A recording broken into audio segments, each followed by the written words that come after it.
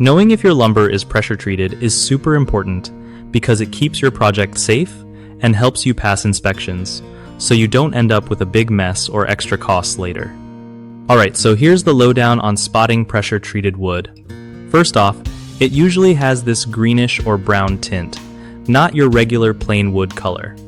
You might also notice little surface slits or incisions that's from the treatment process soaking chemicals inside.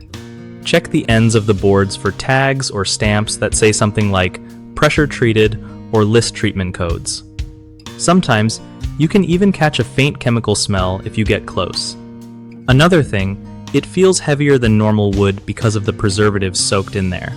Look for code markings stamped right on the lumber, like UC4A or PS1-09, which tell you what kind of treatment it got.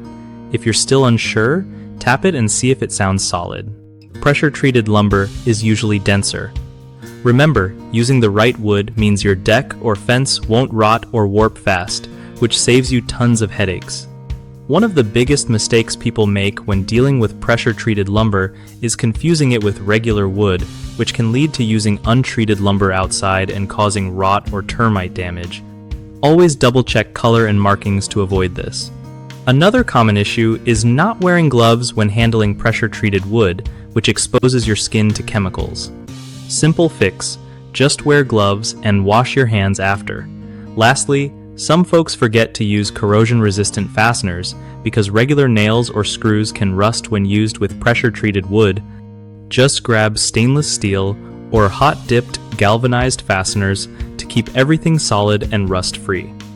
BigHomeProjects.com is awesome for homeowners because it hooks you up with trusted local contractors who know their stuff and get the job done right. For contractors, it's a great way to find real work and build a solid reputation in the neighborhood without all the hassle.